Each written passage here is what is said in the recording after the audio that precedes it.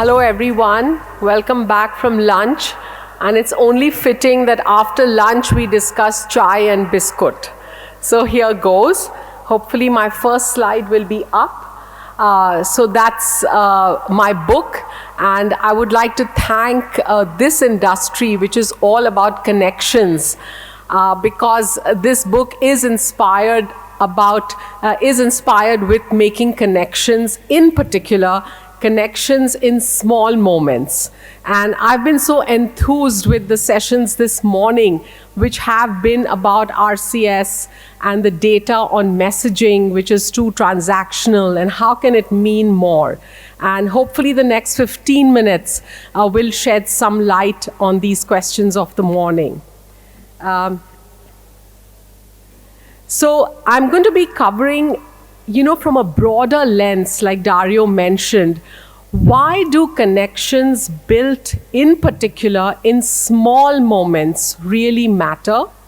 And then sharing some of these from the book, and then presenting to you as business leaders a framework to find these biscuit moments, as I call them, for your brand and for your category to delight your customers. The thoughtfulness of small moments is noticed, and it means a lot. If it's a handwritten note from a teammate, or if it's an aunt who's kept your favorite dessert in the house when you visit, or if it's a description from a child about some anecdote, or if it's a text message from a loved one on a hard day.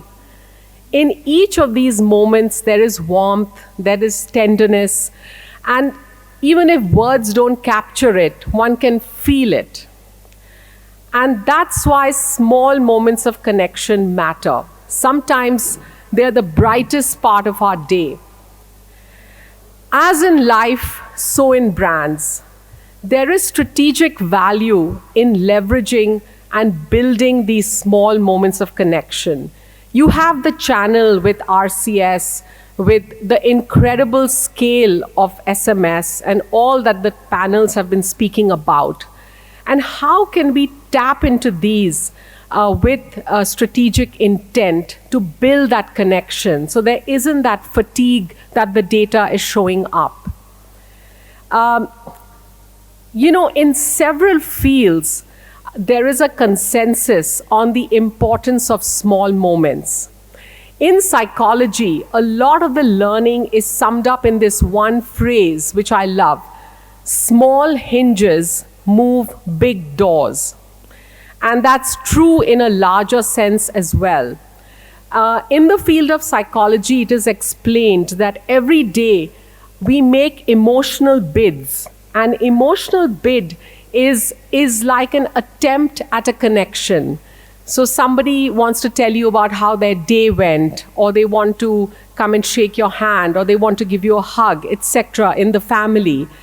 In relationships that thrive, these emotional bids are acknowledged and they are responded to.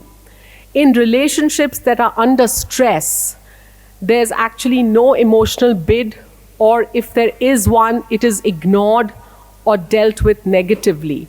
And that's why responding to these small emotional bids can move big doors in relationships. And you can imagine the potential for brands and consumers if there is a mutual exchange of emotional bids and which build that relationship and that engagement. Moving on to the field of marketing that many people are familiar with, at the Market Research Society of India seminar, MRSI, a few months ago, there were a lot of panel discussions like today, and they all agreed that today marketing is beyond the 5 Ps. In fact, there are 20 Ps. There's passion and performance and persona and journey, and so much going on. And people need to find many more points of connection. And it is these small moments that can travel across the many Ps.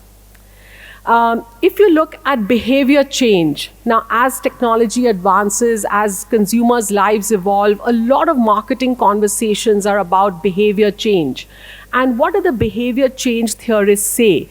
They say small is incremental, but it is sustainable.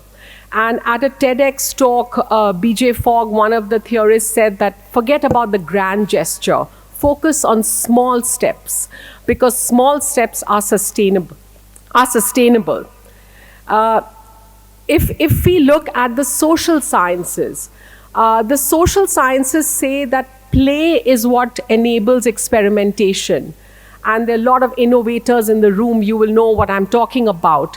And it is in small places that play and experimentation happens. Last but not the least, from the creative industries, they had a conference like this one post the Cannes event. And they said that as brands and businesses embrace AI and they embrace innovation, from a brand building lens, the question is, what's the human aspect of your brand? What's the human aspect of your business? And they are pointing as a provocation to more humor and more humanity to build that connection. So in a sense, several perspectives are converging on the need to find a big treasure in small moments. And this is a book, it's called Have Biscuit, consciously written the way in our parlance we pronounce it. And it is an ode to sweet everyday moments. You might wonder, where did this come from? Well, it was triggered by a research by Kantar, which is one of the world's largest research firms. And every year they have a brand footprint, which gives the most popular brands and categories. And I was so inspired that the most popular category was the biscuit. And just to read a little bit about it, biscuits represent pleasantness and comfort, safety and softness for everyone. They transcend distance, time, and monetary means with their endearing soft crunch, their mild sweetness, and their richly warm apnapan. And we've been talking a lot about RCS, and there is richness in emotional connections. And so the focus of the book is that life is about biscuit moments. It's not literally only to do with eating biscuits, but it's about biscuit moments. It is moments which are like biscuits, small and sweet, sometimes crisp, sometimes soft and soggy. But they are there all around us, at home, at work, in the bazaar, with everyone. And the book paints a picture of some of these moments. And for example, refrigerator magnets. Every time you pass them in the house, they kind of remind of travel adventures and maybe spark future ones. Or everyone in India knows about the pressure cooker. Now, is there a show of hands for how many people has the pressure cooker whistle been a whistleblower when you're having virtual meetings from home? I know it's panic stations in many homes. And it's all about, we show up at meetings, we show up for work, but there is a lot going on that we're also grappling with, in the background. Pressure cooker being one of the things. Now, between Bombay and Delhi, there's healthy competition, but there is one area in which Delhi certainly wins, which is preening about winter fashion. And it's interesting to see that even in formal office environments, there is a childlike impish glee in, comparing notes about jackets, as we call them in India. There is so much about diversity, inclusivity, and equality today. I'm sure many of us can recall office events where everyone from the senior leadership to the support staff to the youngest interns are all on the dance floor together. And the dance floor is a giant elevator of sorts, of spirits and motivations and camaraderie. And there is so much about fashion, but socks pull us up instead of the other way around. And many consumers have said that socks trigger conversations when you can't find the matching socks or when you wear consciously mismatched socks and so forth. Music is round the corner, and it is our collective muse for food, for fashion, for conversations. When the rain pours, the conversation soars. I was sharing some of these biscuit moments at work, and a founder actually shared a story when I narrated this one, that very often in virtual meetings where we all have to be so particular about our passwords, there is a break-in, and it's birds. And as we have hybrid working, there is bird song that can interrupt a virtual call. And, it brings in a bit of levity, and people don't get irritated, and, there's a little bit of humor. And a founder actually shared with me that she was making her biggest pitch to the funders, and suddenly in the middle of her presentation of all the data and the charts, the birds and the parrots, just really the noise level went up, and they had to take a few breaks. But later on, the VC said, "Oh, you're the parrot lady." They remembered her, and everyone could relate to what was going on. The hero, every time we've had book readings, has been Sunny Beta and his tribe. And everyone is familiar with global technology. But there's a beautiful story with these small neighborhood shops. They have names like Abracadabra or Lucky Stores or A1, and they have mobile phones and toasters and hair dryers and all of that. And you walk into one of these stores, you will see that they have an intuitive, fearless grasp of technology. A customer walked in and wanted to get her iPad working, and the SIM card wouldn't go in. And the owner of this tiny little shop said, "Just give it to me." He snipped the SIM card, put it in, and still the signal wasn't there. And he said, "No, don't worry." And the customer was, wondering what's going to happen. He says, "Just take a walk outside, thodi hawa laga do, give it some air." And sure enough, the signal came back. And there are many such encounters where we can go to a tiny neighborhood shop and find our problems solved, because they have that fearless, intuitive appreciation of technology, and nobody knows that better than this room. There are many, many such biscuit moments all around us, and working through them has helped to create a biscuit moments framework, which can help brand builders and business owners create deeper connections through many small moments. The takeaways are, how do you discover a biscuit moment? And it is about having a very holistic sense of looking out for it. Whatever be your category, look in all aspects. The home, with everyone, at work, and in the marketplace. Don't only look in the particular silo. That's also been a thread of the conversation through the panels as well. And what helps a lot of typical research is done in a central location test, or while through a survey, or meeting people at home, etc. If it can be done in context, so if it is to do with running, if you can actually be on the streets with the runners, you will pick up a lot, and so forth. And it has to be very brief. Brevity builds trust. If it's too long, consumers tend to switch off, and they get very diffident about sharing something which is a special moment for them. There is so much that we pick up. How do we separate the signal from the noise? And I have put down 4 definers of biscuit moments. They are accessible. They don't cost much, or they cost very little. Mostly they are unnoticed. And for all of us in the room who have their morning cup of tea or coffee, dipping a biscuit into it, it's really not something you notice, but it is a special moment. And biscuit moments are like that. Till you call attention to them, they are probably not even on our radar.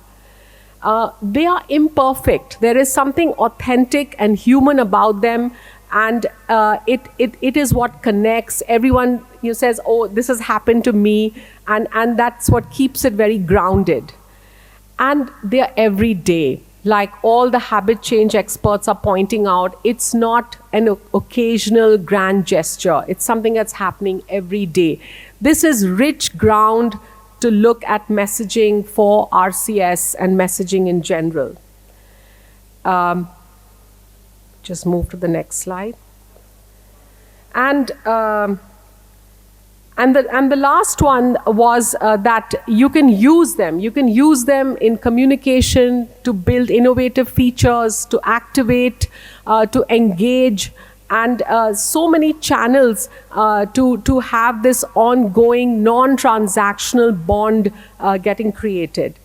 Some very quick cases to share. These were done on the streets with runners. Delhi hosts one of the world's largest half marathons, and running is one of the fastest growing sports. It's also an area where some of the most iconic brand building has been done. So it was interesting to see, is there a biscuit moment around running? And here's one. Runners feel very connected to the local community. They say when we go out on our morning run at 6:30 or 7, we know when the milkman comes. We know which child is getting onto the school bus. We know which senior citizens are going for their supervised exercise. And they say that in times where everyone, especially in the metros, we look through people, we feel very connected. And even as they were running, they were waving out to people, they were smiling. It's a very non-verbal connection, but they feel really grounded and part of that neighborhood. And they know it very well. They know the streets and the homes and everything around it. So runners being connected to the local community is a wonderful aspect to leverage if you want to build a sense of community, if you want to build a ongoing engagement, if you're a brand in any part of the running ecosystem. This was a surprise. We traditionally feel that sports people are very disciplined, which they are, that they are very persistent, they're resilient. There's another facet. They consider themselves the politest people. They said when you run, you're very aware that somebody likes to talk and run. Others like to be silent and run on their own. Some people like to run on the outside of the road. Some people speed up in certain areas. And when you are running, you adjust to the person that you're running with. And everyone struggles to meet their daily targets, and nobody is questioned about what they have achieved. And there is this mutual respect and politeness among runners as a community. And isn't that a wonderful aspect for a typical marketing a problem of getting new triers? There could be people hesitating to join because they feel that this is a very elite, super competitive group. But actually their own internal view is that they are highly respectful and very polite. Now there's so much about running, which is, that moment on the road and all of that. But for runners, actually there's a biscuit moment the night before. They love the order and the structure of putting out their shorts and t-shirt and socks and shoes, putting on the alarm for the next day. And they say, so much in our life today is volatile and dynamic, and it could even be chaotic. But this is a sense of structure and order, and it feels great that we are doing something worthy for ourselves. And it's a very important part of their their appreciation of what they do. And again, a typical marketing problem to find a new area of connection, to have an expanded conversation journey. These are aspects that can be tapped into. And this is just to give you a very quick peek of what biscuit moments are. There are many such. There's been researched across categories and brands. And there is big treasure in small moments. Businesses normally find it very hard to capture emotions in general, let alone emotions in small moments. Now there are some tools, and hopefully you're ready to make it happen. It is a practical way. People from the industry who have reviewed the book, find that there are insights that can be mined from the smallest of things, and maybe a business which is all about connections and empowering through connections would find it a worthwhile read. Thank you for your time, and I just want you to remember that small moments of connection matter. You have the technology, and now these are some thoughts to fill the pipe with. Thank you again.